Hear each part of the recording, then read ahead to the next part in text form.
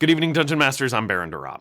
So your players killed a dragon, made off with its horde, and now they want to build their own stronghold. But there's a lot more to building a keep on a kingdom's west marches than paying the gold price and waiting 9 months for the masons to give birth to a castle.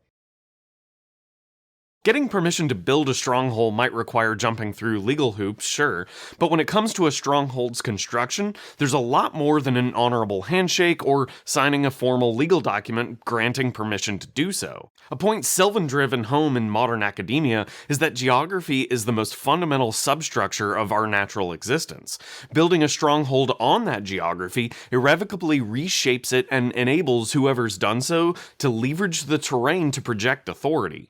Further, building a stronghold alters the interaction of other nearby state actors who would also intend to insert their dominance over the region as well. Building a small keep, and therefore securing the region immediately around it, kicks off a number of ripple effects. Any weaker factions or organizations in the immediacy will either be outright destroyed by the player activity or pushed against the edges of another faction's geographical dominance. Displaced weaker populations will likely migrate as refugees, but groups with vigorous fighting ability might become belligerent against a different nearby entity, less powerful than the players. In other words, if the players politely inform some kobolds that they're no longer welcome in the cave near a construction site, the kobolds might go find someone less powerful than the players to also politely ask them to move along. Keep in mind, these populations don't have to be humanoid either. Clearing land to build a settlement might push large megafauna in the area into more civilized regions, causing local owlbears, for example, pressed from their hunting territory, to attack the livestock of once safe villages.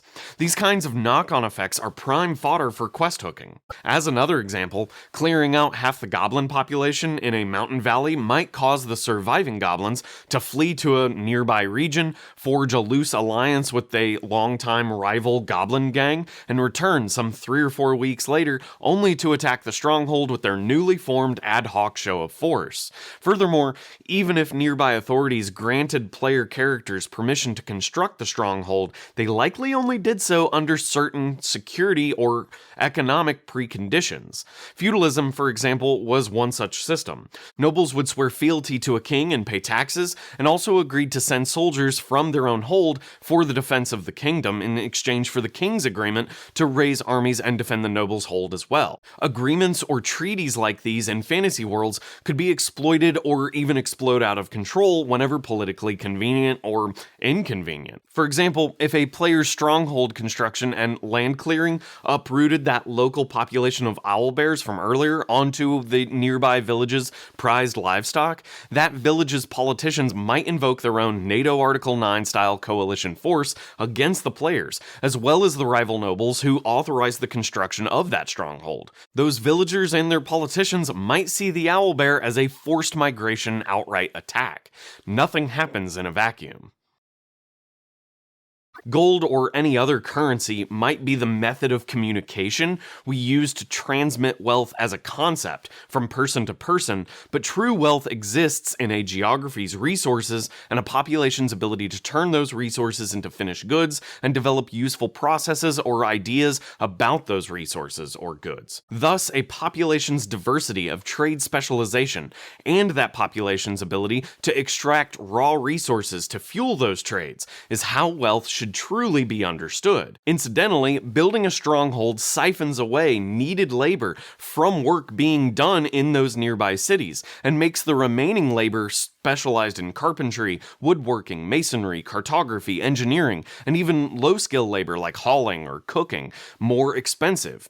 If a small town has enough construction labor to regularly employ some 1,000 laborers, and 200 of them are suddenly hired to build a stronghold near frontier territory, the remaining labor in that town will increase in its cost by at least 20%. To complicate things, though, there is a ceiling for labor affordability, and some poorer populations just won't be able to swing it. A sudden rise in construction costs in a kingdom used to experiencing low wages can cause financial issues as necessary projects become unaffordable. If the player's Strongholds project negatively impacts the town's public works or agriculture output, the disaffected populations too may become belligerent. As trade specialization makes the whole of a population much more efficient at generating overall wealth, the sudden removal of one of those needed specializations from the economy will cause serious knock-on issues. Towns or nations which have gold reserves to absorb the sudden inflation can just wait out the problem, but poorer populations who don't have the currency cushion might freefall into economic destabilization. Labor shortages like these can be seen in our modern world thanks to the pandemic, too. Jobs in technology, healthcare, manufacturing, and construction all saw explosive labor cost increases as the pandemic kept those people at home and encouraged twice as many baby boomers than expected to enter early retirement. That's labor that's never coming back. One of the greatest things you can do as a dungeon master is to give your players real-world props anytime their characters find the object in-game. It's always great fun to watch your table light up when you hand them a real-world object of an in-game artifact. And if your players just received a land grant from their local nobility or town council to build their stronghold on, what better gift to give them than an actual land grant with matching titles from this video's sponsor, Established Titles. The land dedication and related titles grants you an official certificate with a crest and provides a unique plot number so your players can see exactly where their real plot of land is located. For each title and plot of land dedicated in this way, Established Titles even plants a tree for every order. So not only would you be getting your players an awesome gift, you'd be helping to reforest the planet as well. Also, if you decide to travel to your plot of land to play some D&D on, be sure to use your granted titles on credit cards or plane tickets too. Who knows, you might even be able to give your dating profile a boost. These titles also make a great last-minute Father's Day gift, which is next week. Established Titles is running a big sale right now, and if you use the coupon code DM10, you'll get an additional 10% off. Go to establishedtitles.com/DM10 to get your gifts now. Alright, back to the video. Building a small chapel, wizard's tower, or keep on the frontier is one thing, but if your players can swing the gold, they're likely to construct a palatial estate. Further, guardhouses, lodges, and other outbuildings can be used to stage patrols near the stronghold and ensure monsters, ruffians, or foreign scouts aren't skulking about.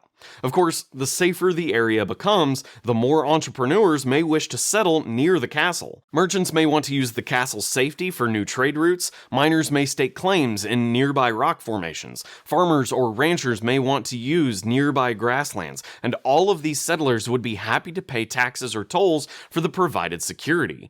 But just as all these tradespeople develop the wealth of a settlement, so too do these people have their own machinations. Players who find themselves with more than a few hundred settlers living outside their brand new keep might have to contend with organizing elections or appointing a town mayor, and even dealing with conflicting political interests. In fact, I've got an entire video discussing the vast array of quest hooks which can be derived from this kind of political intrigue. I'll link to it in the description. In a nutshell, once your players have amassed enough gold to build a stronghold, a whole new dimension of role-playing is added to your campaign, one totally overburdened with quest hooks. If you'd like to help me make more content like this in the future, please consider supporting me on Patreon or becoming a channel member. Thanks for watching, Dungeon Masters, and until next time, good night.